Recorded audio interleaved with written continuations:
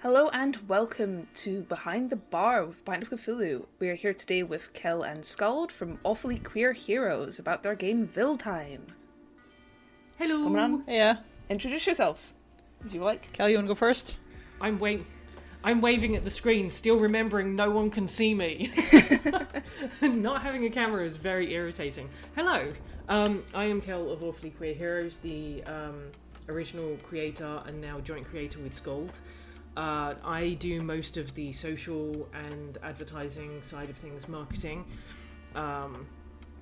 in relation to pretty much everything AQH wise. So if you see an AQH advert, if you talk to someone on Facebook, Blue Sky or Twitter, that is likely me. That is actually pretty guaranteed to be me. And yeah, hi. I'm Skald. I'm the other half of AQH. I joined the company back when Kel was launching the Adventures in ADHD module, and, well, Kel handles some of the more front-facing aspects. I do a lot of the writing, and I do all of the design and layout for our finished products, as well as working with artists for commissions and stuff like that. And while I'm personally not as present on social media, you can also, reach me through the AQH contacts as well. So, yeah. We thank you very much both for your time and appreciate dragging you onto this show. Thank you for having us. Yeah, thanks for having us. Thank you for being here. We asked this question to everyone we interview. Now, because there's two people, two answers would be acceptable. But if a pint of Cthulhu was any drink, what would it be? Ooh. In Hitchhiker's Guide to the Galaxy, I can't remember the name of it, but there's a lemon wall banger drink that they have towards the start when the president person meets up with the gang as a whole, and I can't for the life of me remember the name of it. But Wait, is it the Pan-Galactic Gargle Blaster? Yes, a Pan-Galactic Gargle Blaster. Yeah, that one. Oh. I think, oh gosh.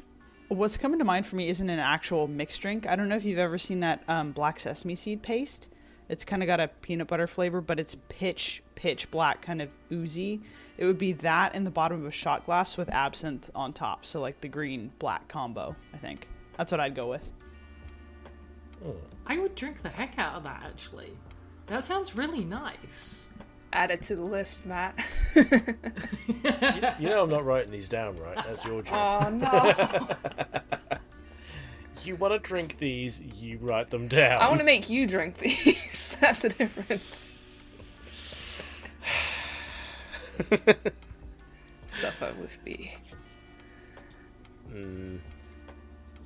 So then, how about you tell us a bit about your game? Oh, gosh, that's a loaded question. Yeah. Oh, goodness, where do I start?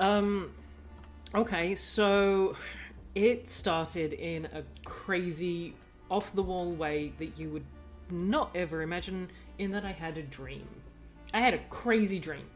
And I dreamt that I was in some kind of, like, weird bog-type place, and I was having a conversation with someone, and they were like, the coolest thing would be if the mechanics were this and this and this, and I was working out the mechanics in the dream with this other person. No idea who they were. And then towards the end of the dream, just as I'm about to wake up, as I'm waking up, another figure comes in and goes, haha, I'm stealing all your ideas. You're not getting them back. And literally goes out of my head. I wake up and I don't remember a thing about this dream except that I made the system. I am frustrated as all hell, so irked. And I go back to sleep eventually. And I have another dream where one of my good friends from the community, Penny Blake, she just ambles in and goes, hey, so I hunted down that trickster for you. I've cut their head off. She throws their head at my feet and goes, I did steal back your idea, but it's really good. So you have to pay me a $5 for it. And then she vanishes. And like the rest of the night just goes. And I tell Em about this the next day because I think it's hilarious that one of my idea gets stolen, then my friend steals it from them, but won't give it to me because she wants a $5 of all things. So I'm like, fine, whatever. So I tell Em about it, and I'm cracking up. I was like, this dream was amazing, the system was brilliant, I was having a whale of a time with it.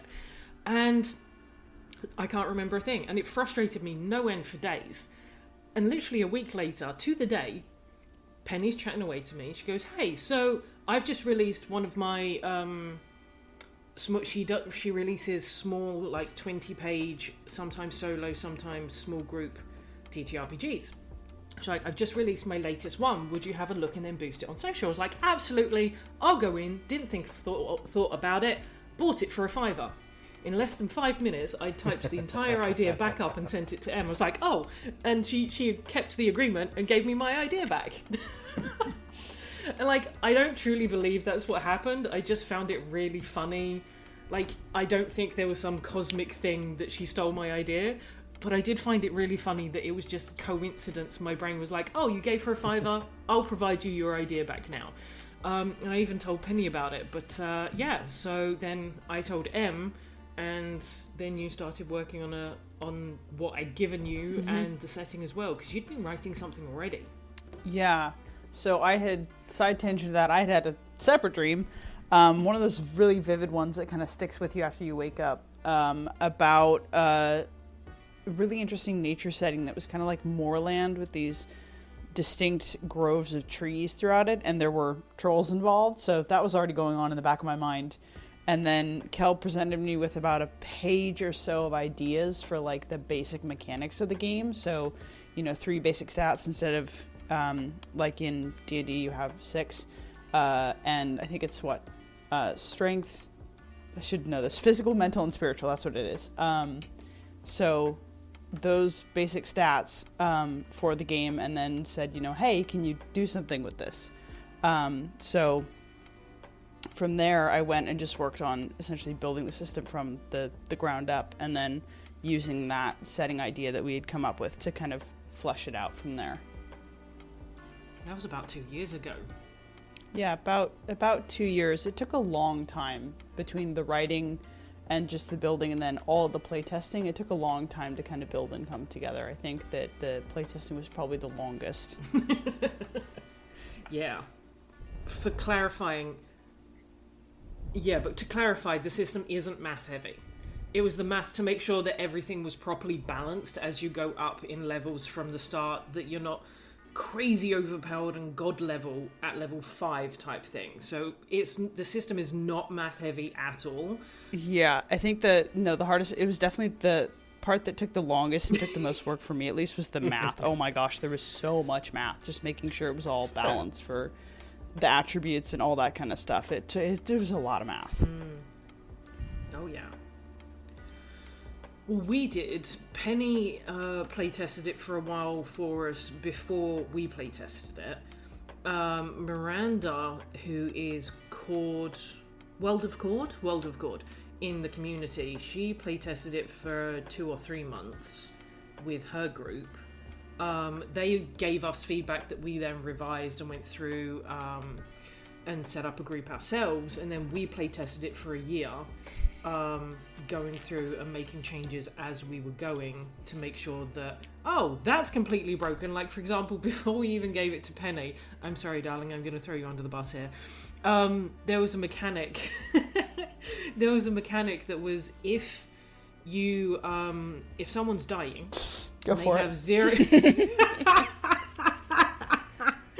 Yeah, if this person has 0 health points, so they're unconscious, the mechanic was someone can check if they're dying, and then that person gets a bonus when they do a death save, or the equivalent of a death save. So my note in it was, hey, are you dying? You look like you're dying. Okay, cool. You can't answer because you're unconscious, but have a bonus. Have a bonus on me, mate. And that was like, I can be a very sarcastic person, so this is my note. I haven't said it to Em, I just wrote it in the doc, like, hey, are you dying down there? Oh, you don't look good. Have a bonus, mate. Feeling of acknowledgement brings you back to life. Yeah, just the general See your acknowledgement. struggle. There you go. So we fixed that one to you actually have to have the medical skill, and you have to actually look physically at the person and try and like bandage them up and things, as opposed to just, hey, what's going on down there, mate? And actually do something to aid them. which was it was funny and it was a lot of fun, and we found some random things that our team came up with when we were playtesting that it was just like, well, we hadn't considered that, but we have now. And players always love throwing weirdisms at you, so that's why we spent a solid year playtesting it and abusing the daylights out of it. And how much nonsense can we really try and push to the limits before either we break the system or there's a rule in place to stop the ability to break the system? I would love to. Matt, are we playing this game? Yes, at some point. If one of these two would like to run it for us, then sure. Okay, good. Last game we playtested was Dance Macabre. We made a human centipede within about 30 seconds of starting. Okay. And put the question to the DM. That sounds gross. Zombies essentially are a staple. Everyone comes back when they die. If you put 10 people in a blender, mush them all up, and then pour out a tenth of that into a glass, does that become one person? A mix of all the different people? What happens there? We gave him a lot of things to think about, and not all of them are very sane. Gross. Very fun. Okay, so your Kickstarter has a few inspirations. What else kind of inspired you to create this? I mean, obviously you said it came from a dream, but kind of what else came from this then? Gosh. I think it was kind of a mix of... I mean, we both have a lot of experience writing and making other TTRPGs. We've done a lot of projects previously, so I think it was a lot of our favorite themes and elements and aspects of those. And then just combining some of the things that we both really like. So whether that's, the kind of Norse... Yeah, the Norse Viking aesthetic. So I am studying to get my PhD in mythological studies, and my focus is on Norse Scandinavian mythology. So that was a big influence on some of this, as well as the aesthetic and building structures, clothes, and then of course the other aspect of that, which is more along the lines of a gothic, not in the same place, but both existing in the world. And part of that's because Kel's a huge Bloodborne fan. So I think putting those two aspects together is kind of what made the world here. And then, of course, just informed by some of the stuff that we enjoyed from making our previous projects. Not in the same location, to clarify. So the Gothic is one area, and the Nordic is sort of up in the mountains. Different settings for the two. Further out, if you will. Not Gothic next to Nordic. Yeah. The two are separate for the most part. Give the one reborn Mjolnir. Yeah, so it's just the two different ones. There you Sounds go. absolutely delightful. 10 out of 10. So, can you describe the core mechanics of your game and how they differ from other popular TTRPGs? You said you had 3 stats instead of D&D 6, for instance. Yeah, so it's base 3 stats. It's pretty similar to anyone who has experience playing either Pathfinder or Pathfinder 2e or D&D 3.5 or 5e. It'll probably be pretty familiar. You have your basic stats, and then you also have skills as well. There's some spellcasting included. So you use those different stats whether you're in combat or doing skill checks. But it's a pretty similar setup to those other games. I think that the biggest difference mechanically is that the one change we made is that damage is multiplicative instead of additive. So where most systems you add a modifier to your damage, this one is multiplicative. So that's how you calculate your damage if you actually hit something. But other than that, most of the mechanics are really similar to some of those other games that I mentioned as far as skill checks and actions and things like that, what you can do. Neat. Okay. That's, I mean, you said it wasn't math heavy. That kind of does sound a little bit math heavy. I mean, it's not that bad. I think it's very small numbers is the thing, though. So with the multiplication, you're only going up to maybe 4. Yeah. Yeah. Nothing Not higher than 4. The highest it would go up to is 5. So the highest amount that you would, and that's usually at level 9 or 10. for the characters, then you might potentially be timesing it by 5. But for the most part, it's going to be 1, 2, 3, maybe 4 at a push. Yeah. So again, I can really, already really see small Carmen's numbers. gonna have a hard time adding that up. It's a hard time on Bless most things. Okay. With your inspirations then and how you've developed it so far, how did you go into the world building aspect side of things? What kind of generated the most ideas? How did you build your world from the ground up? Oh gosh. I mean, we both have a lot of experience with creating fantasy worlds because of our previous games. And I've been a GM or a DM for years, so I feel like world building can be kind of inadvertently part of that. I prefer to do homebrew campaigns. So starting with that aesthetic and then building up with the world, the locations, the characters, some of the holidays. You know, Kel and I are both interested in a lot of the Celtic and Norse traditions, so holidays around like the winter and summer solstice. So drawing on a little bit of mythology, but also drawing on a lot of our previous experience with games and with world building, and then of course just filling it with lots of characters as well. Sorry, I realised that my audio wasn't recording properly on that last little bit because my settings had gone wacky. I may have to just repeat that, and you might have to edit No it. worries, I easy peasy. apologise. Crap, what did I just say? Hack and slashy could make it. Oh, thank you. Thank you. Repeating now. So the world as a whole can be made into a hack and slasher, but it's not designed that way. It's more aimed at being roleplay heavy. So it's designed so that there are travel rules. There's interaction options with the massive amount of NPCs that we've made. So while it can be done as a hack and slasher if you really wanted, and those other parts can essentially just be ignored, it isn't that it isn't designed that way. It's designed to be flexible, but we'd hoped that it would be more of a roleplay heavy one, and that's how we've aimed it towards. The other perk, which is particularly unique and I haven't seen in a different RPG, is that if you start your character as a fighter, or a type of fighting class, if you will, with every single time you level up, you get to choose how you change that character. So you can start as a fighter and end as one of the most powerful mages on the continent.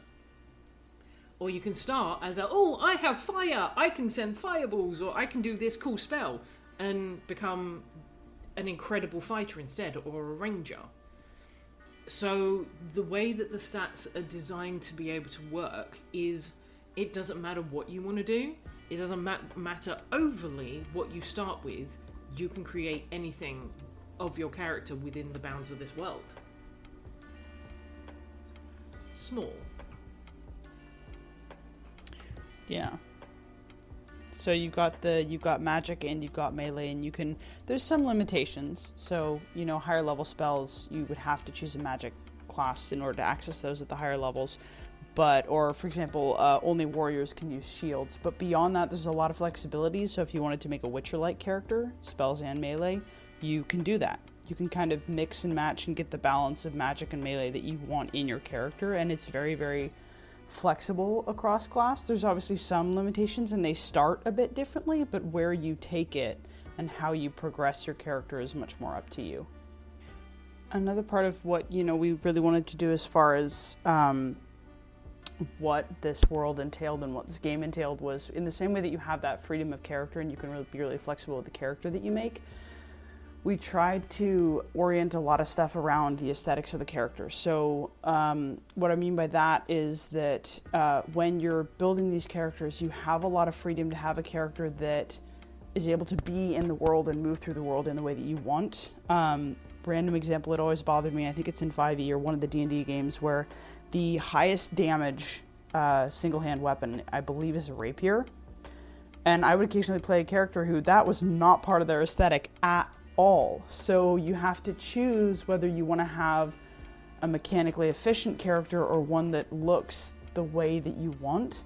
So with this one and with this game, and I think some folks might like this, some folks not as much, the weapons are largely the same in the damage they deal. It varies based on your own individual abilities, your own strength. So you'll have that variance based on your own stats as to how much damage it deals.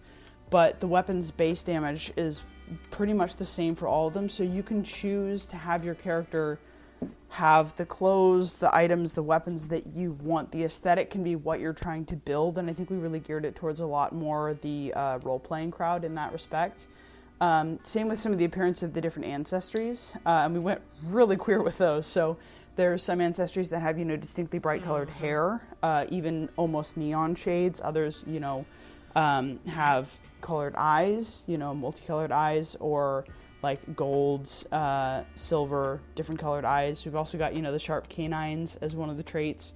So we were really trying to make a world where you can build a character that you really, really, really want, and they will be able to move through the world and be in the world in that way that fits with what your sense of your character really is. Nice. We also have in there disability rules, because that was something that was pretty important to us. Across all of our products, we've always made sure that there was access ramps, winches, whether it was on the map or in the books. We've always tried to make sure and spoken to people who have varying disabilities to know what would be the best way that they would want things included. So we've tried to put all of everything that we've known from 4 or 5 years of making these projects. This will be our 14th Kickstarter now. So we've tried to put everything that we've known from that into this one book. And there'll be some things that people like, there'll be some things that people don't. For example, if someone was to kick you with just a regular shoe on, sure, it's gonna hurt. If someone kicks you with a prosthetic limb, in theory, it's gonna hurt a hell of a lot more depending what it's made of. But we kept the stats the same so that essentially one isn't preferred. We're not encouraging or discouraging anything. There's no penalties for, walking up an ice. Well, there might be walking up an ice slope in regular shoes. I think actually there's movement penalties, but whether you have a prosthetic, a wheelchair, or 2 legs, the penalties are the same. So we tried to make sure that there was no discrimination. We have spoken to people to try and make sure that we've done that as best as we can. And there'll be some things like the fact that there isn't a negative to one section or the other that people may not like. But for us, we didn't want to be seen as saying this or that is better or worse than one or the other. I am autistic and ADHD. That we do have autistic characters, we do have ADHD characters. How well that comes across is up to the person's interpretation who's reading it, but we've done our best in creating that, because I like being seen in my games, and I'm sure Em likes it, and other people I'm pretty certain are going to enjoy it too. So we try to do our best with things like that. What is it, my turn? Yep, I want it. It's thinking too much. It does put a good bit of question into your head, doesn't it? Yeah, because it was always interesting to see if people include that, how they treat it. And I mean, thinking back to Bloodborne, the fucking wheelchair gunmen. Stuff like that. Yeah, we have the combat wheelchair. Nice. Yeah. Yeah. We actually have some really cool art of that has like axes, a crossbow, and a couple of other things on it. Ooh, nice. Yeah. And then I think we have one of the main characters, one of the main quest giver characters actually has a prosthetic limb. So her left arm. Yes, she is. She is on the she front is. cover. If you look closely at the front cover, her entire left arm is, it's a wooden prosthetic. It's made entirely Made of out of wood wood. and magic. So when you look closely at it, you'll see glowing runes on it. That essentially the runes are what makes it grow out of her arm and work as it does. That's fucking sick. And she can still cast magic out of said arm. Nice. So how did you approach the world building aspect of your game? Just did that one. And that's on you. Oh wait, fuck. Damn it, I forget things. Sorry. Cut. Can you walk and cut? Yes. Can you walk us through the character creation process in your game? Oh, I can probably Gosh, answer I that mean- one easier than you, darling. I think. You think? 'Cause, I mean, I did write up all the characters, but oh But no, because you DM'd played. it like I Yeah. made all the characters for the quick start guides. Yeah. No, you take this one. Okay, so I personally find it pretty easy, but I have done it a whole bunch of times now, so that just might be, privilege of getting to go over and over it. Excuse me, sorry. I find it easy because as you go through the guide, it says, here are your ancestries. Here are the perks that you get from the ancestries. Which one do you want? And it says, for example, you might get a expertise in melee weapons, or you might get night vision. No, can't remember the name of it. You may get one of those that allows you night eyes. Thank you. Whoops. You can tell what I play a lot of. You might get night eyes, or you might get something else. For example, the Wildkin have exceptional smell perception. So instead of tracking with visuals, you may be able to track using your sense of smell instead. So that is laid out. You say, right, I want these, and you put those 3 details that you get onto your character sheet. Then it goes, great, here are the classes, and here are the stats that you'll get from those classes. Which would you prefer? And it reads out the exact stats that you get. It reads out the exact details on what effects they will have. You pick which one. For example, a witch will get 2 in spiritual and maybe 1 in melee.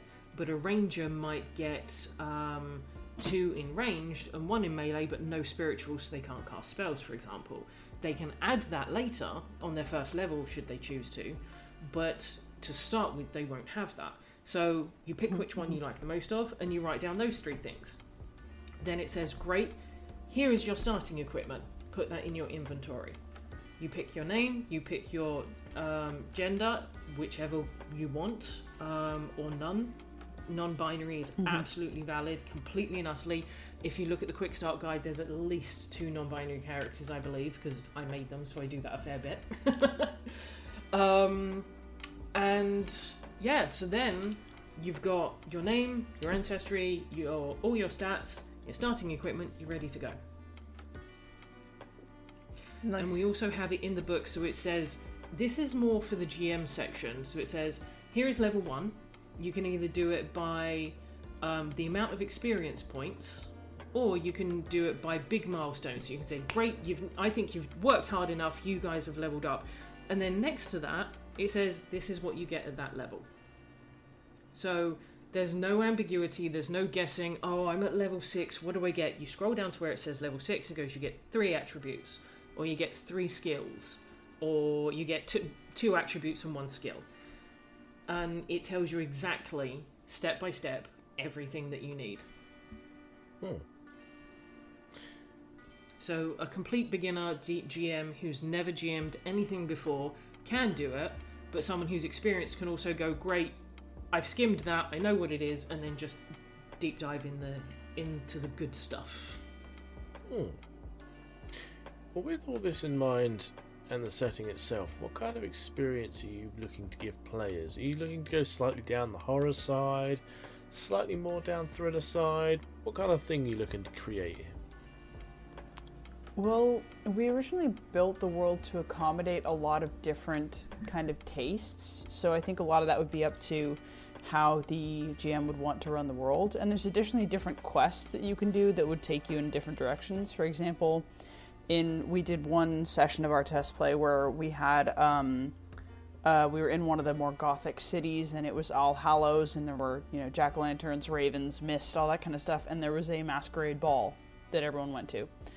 And then we do another one where we're up in the north with some of the folks who have the Scandinavian aesthetic, and we're hunting trolls up in the mountains in the snow. So I think there's a lot of open possibilities for how people want to play it.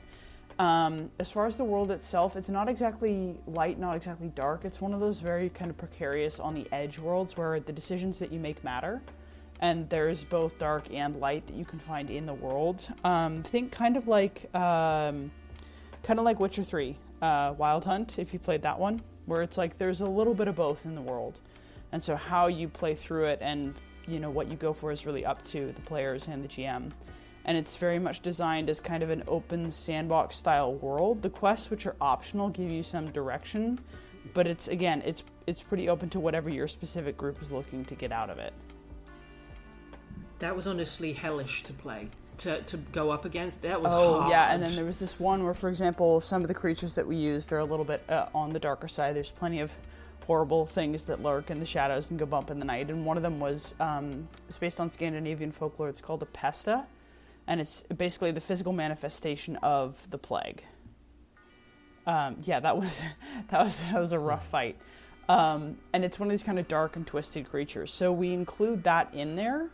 But there's also some like cute sprite-like creatures as well. So again, how you choose to go through it, it's really up to the players. It's up to the person running the game. We wanted to give as many options as we possibly could, so you could really make and play the game the way that you wanted to. That you know about, but they were hard to go against, and some of them were downright holy hell in a handbasket creepy. But either way, it was always gotta love a good hell creature. Session when I was playing it anyway. I can't speak for other people's sessions, though they have given us very positive reviews. There was one that looked like a creepy clown bird, and one of our players was like, no, I'm out, and they just like turned around and walked away. Not from the game, their character turned around and walked away from the creepy clown bird. It was very funny. It was a clown bird. Appropriate reaction to clowns. Clown bird. Just leave. Don't get ideas, Matt. No. I fucking see you. It was just a vulture that could smile. Matt. Okay? Hey, clown bird sounds cool, don't it? Just like quietly writing this Make down, our taking nightmare. notes. So, with combining a bunch of different folklore and what kind of challenges did you face during developing the game? Honestly, the math. Developing the mechanics was definitely the hardest part, far and away. And just trying to make sure that the numbers were as balanced as they could be, and that was... Neither Kel nor myself is really a huge numbers person, but that was definitely, I think, the most challenging aspect of building it. You took all that because I took one look at it and went... Yeah. No, I took the numbers, and I think that was definitely the most challenging part of bringing it together. There was like a 2-week period. This was back when we were still living in different countries. 2-week period where I went and visited and just spent the whole time working on building and refining the mechanics for just the backbone of what the game would be. But that's definitely the hardest part, I think. The world was just kind of there. It was just getting the math to math properly, if that makes sense.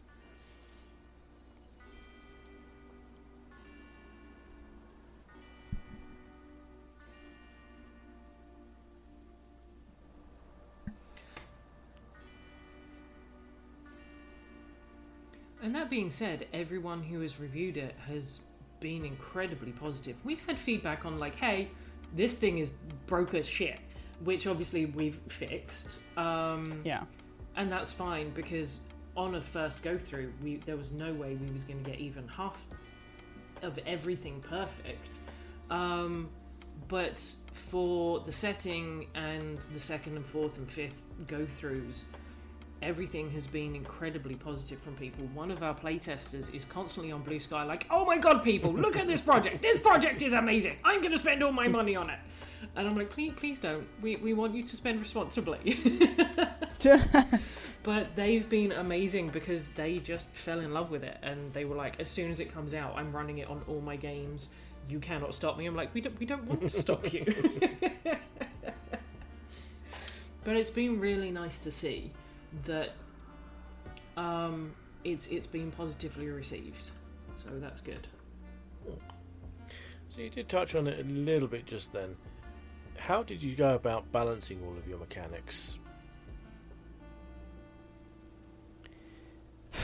Gosh, I mean, a lot of it is thinking about the relationship between the players and the monsters they're fighting. So when you're dealing, it's not a one-to-one balance because it's designed for a group, similar to D&D and Pathfinder. So you're having 3, for example, player characters against maybe a single monster. How do you make sure that that is a balanced encounter? And a lot of it was just kind of figuring the numbers in relationship to each other. So using what's the best possible scenario, what's the worst possible scenario. If this person gets the best roll they can on the highest possible stat they can have, how's that going to reflect whatever the armor level of this creature is, or whatever it is that makes it hard to hit, and so on and so forth. So it's kind of this back and forth of that. And it's tricky because the minute you change one stat to try and fix an issue, it screws something else up. So you just have to keep going back through and back through and back through, making sure that it's that everything scales proportionately as well as the character's level.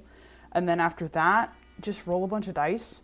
Roll a bunch of dice, see what numbers you come up with, test it on your own first, go through it that way, and then from there, once you've got that refined, then you can kind of go into the play testing.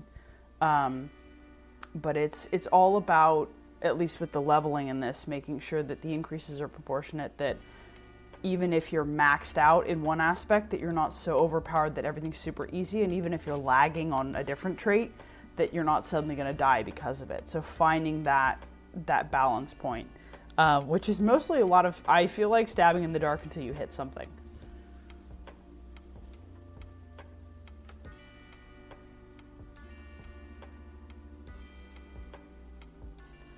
And then, of course, I think the best advice I could give to anyone who's making a game is test it again.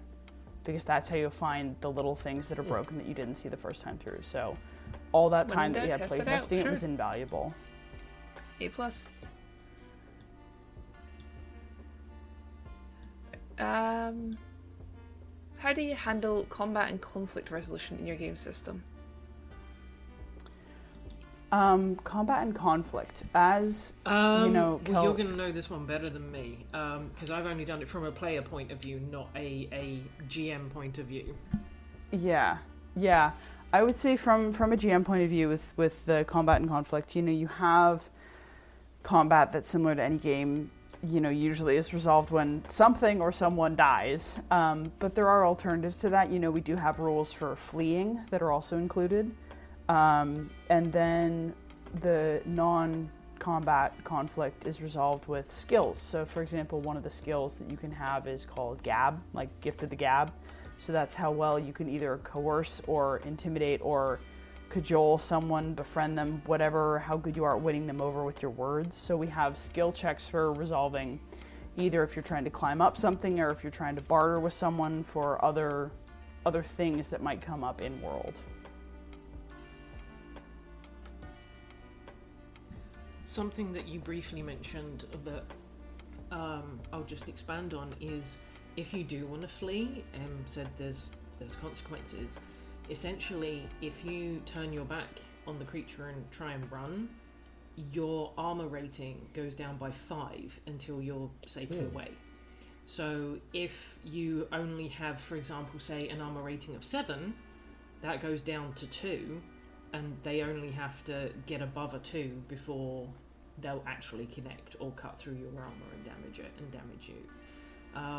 So that is something that I think is really interesting, because if your back's turned to something and someone's swinging at you, you're not going to know where they're going to hit, what they're doing, if they're going to connect or not, because you're too busy booking it out of there. So that's something that you don't tend to see generally anywhere that I've encountered, but that I particularly really love, because you can run, but there will be consequences. Makes sense. Turn you back, expose a weaker target. Yeah. Okay, so you mentioned a few times people have playtested this already. How has that influenced your final product so far? Massively. The playtesting has massively influenced how it ended up, because I think, that's how we found all the places that weren't working, all the things that could be improved or could even be changed. It's how you get more eyes on a project. It's how you get external perspectives beyond just Kel and myself who were building it. And I feel like the more perspectives you get, the better. but also, you know, some of the things that we changed were either fundamental mechanics or really big aspects of the world. Yeah, like really big changes sometimes because of this. But it's one of those things where it's like playtest over and over and over again. And there was more on the earlier sessions of the playtesting where we had to make at least a change to maybe 3 per session because we found something that was like, oh no, that's not going to work. That mechanic totally doesn't work. Less so as we refined it and got towards the end of the playtesting. But It was a lot. I mean, massive change throughout, just with working with people and getting feedback and input and just trying to break the system and succeeding and then fixing it so it won't break again. Even before that, when Penny and Miranda were testing them, Penny gave us a 3-page, here is my feedback, these are the things that I loved, these are the things I think you need working on. It was like, great, thank you, appreciate that. And Miranda's feedback was both brilliant and hilarious because she played it with her kids, and kids do the wacky-ish things. So there was some crazy suggestions. I was like, I am living for this. It's all going in. Which was really nice because that meant it was manageable math-wise or any other kind of wise for younger players, as well as adults. You don't just have to be, you know, over a certain age to figure it out, which was really nice. So that helped shape some of the mechanics, to a small extent some of the world, because it was like, I want a dragon! Okay, we can put a dragon in. I think that's the number one advice I'd have for anyone who wants to make a game, is be open to change. Be open to changing things, be open to tweaking things, be open to fixing things. Sturdier. Yeah, the more input you have from other people and the more you're able to incorporate that and the more you're able to fix the things that break in a way that makes sense, I think the better product you're going to end up with.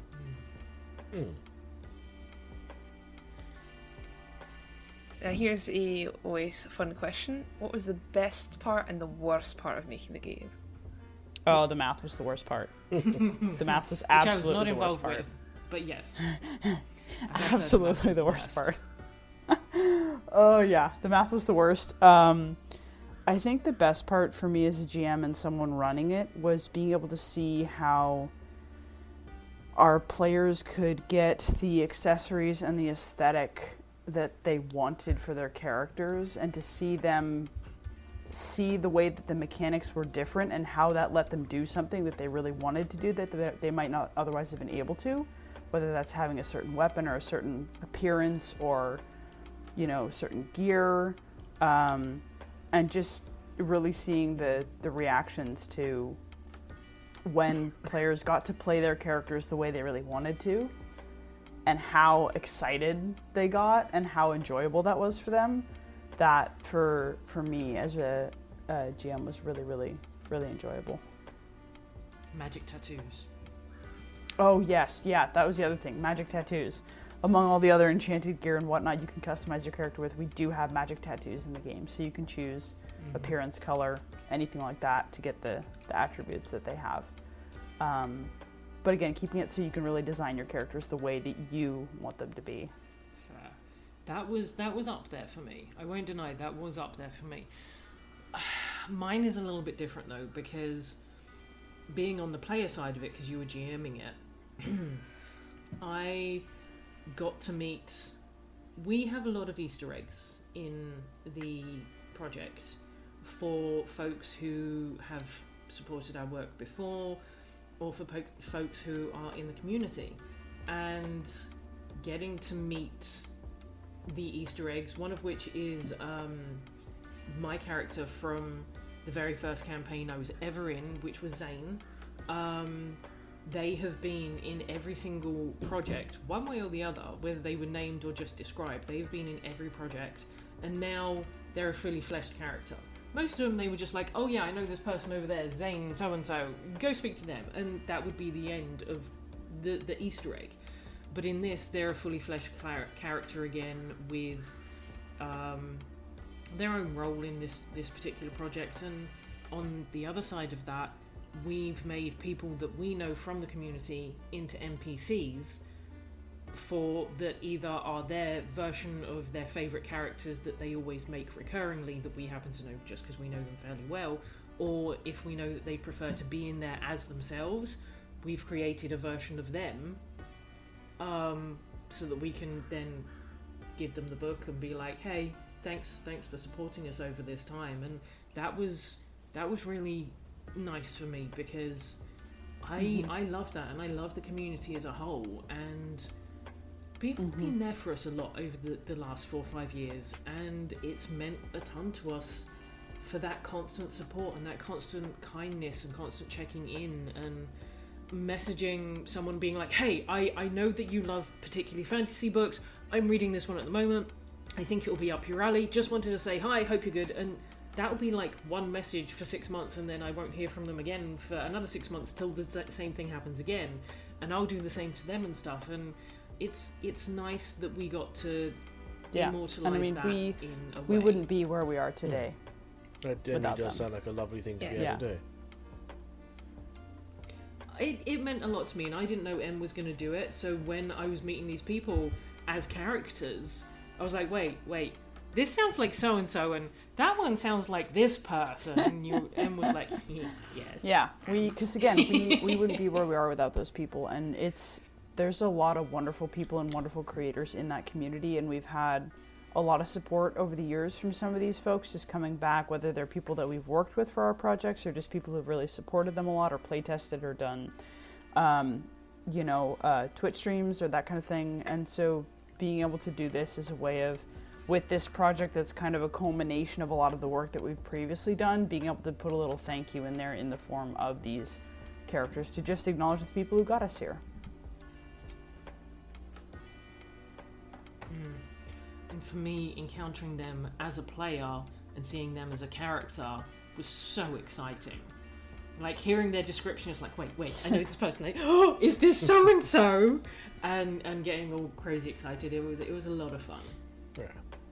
Yeah. One of the best parts even for us has been, talking with other TTRPG players, creators, getting 100%. To know people. It's always great. So, we'll start wrapping this thing down a little bit. This launches on Kickstarter. Have you got a date that you're planning on actually releasing that? Yes. 1 second, I can't see my calendar on my computer. Where is my mouse? There is my mouse. We are launching on the 4th of March. It's a Tuesday at 5 p.m. UK time or 9 a.m. Pacific. And can you tell people about the level of tiers that you will have available and any of the potential restrictions? Certainly, we have quite a few different tiers available. I am calling them up right now so that I can give more details. There are some restrictions purely because of shipping, which is unfortunately a big issue right now. We have a couple of early backer tiers, so anyone who backs within the first 48 hours will get $5 off the digital only or the print copy, depending which one they want. The print copy does include digital versions as well, so they'll get $5 off either way there. We've got quite a range. We've got digital available worldwide, physical book only is available most countries. Certainly UK, not Europe unfortunately because of the new tariffs, and that is something that we've only encountered in the last 2-3 months. Is Europe have put in a new security tariff where you have to have someone, you have to go through a process to essentially say this item is safe and can be shipped to Europe, which that part is fine, but we have to have a representative in Europe, which costs a couple of grand a year, which we just couldn't manage. So unfortunately what we're doing at the moment is we're going to have to say, if you've backed on the digital tier, then what we'll do is when the project is complete and we've put the book into either bookstores or DriveThruRPG, we'll give a digital link to a discounted version that can go to Europe. And that will be available for anyone who's backed it at a digital tier or higher. So if someone wants duplicate copies or they just can't back at that point at the level that they want, if they back at the digital tier, then they'll get a discount off the physical tier later. And we usually run the discounts for about a month to give people time for whenever their pay comes in and stuff, to try and account for, times are tough. So we have those ones. For non-European, primarily US based, we have ones that include dice packs. We also have, I created a program that is a digital reference file. So you load it up. It's a self-contained HTML file which has links to all the major towns, all the major NPCs, all of the magical items and costings for those. So if you don't want to hunt through the book or you don't want to have pieces of paper, you can just have this self-contained HTML file that doesn't have to be online.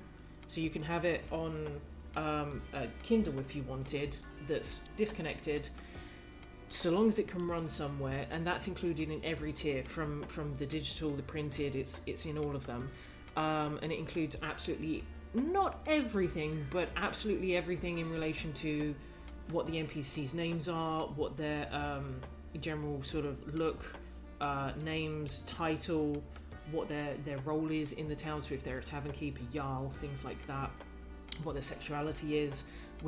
I've included all of that, and that's in every tier.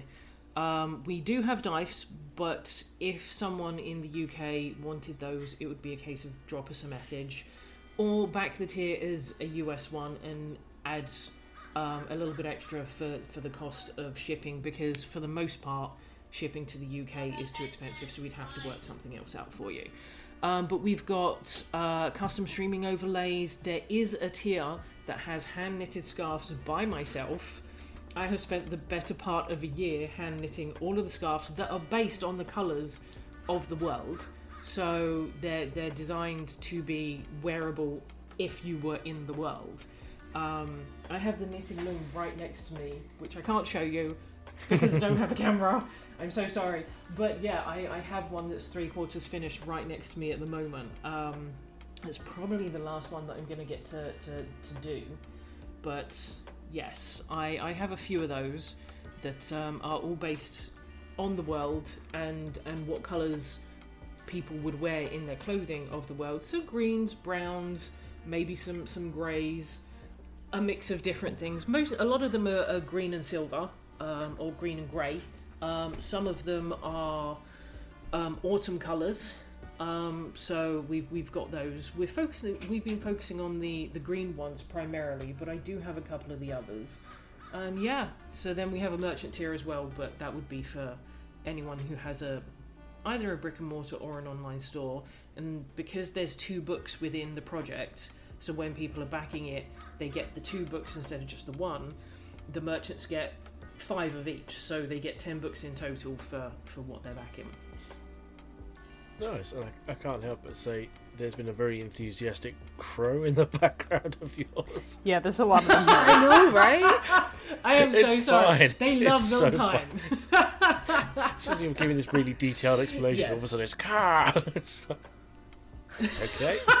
How do you I make deal it? with that every day. The other day there was a hawk that flew near where they are, and like 7 just descended onto the tree, and I was like, guys, I'm trying to work. Please, oh man. And I had to shut the window, and they were still going mad and cawing for their dear lives.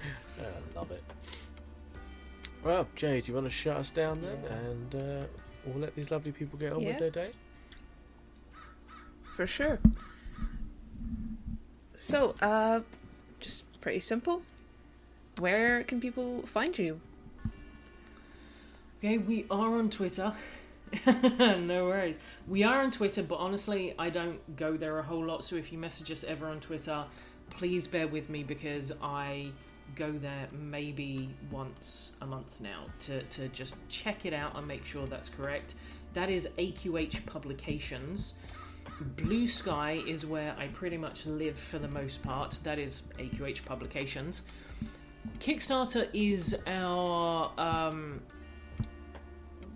former / still used a little bit name of Awfully Queer Heroes. We only changed that because we're going into novels and we were getting quite quite a lot of abuse for being so outwardly gay and queer. And while we're not dimming that in any way, shape, or form, we have taken that word out and just made it AQH. And the AQH still stands for Awfully Queer Heroes, but I wanted a little bit less abuse online, so... That's a shame that people are giving you abuse over a word. Oh, yeah.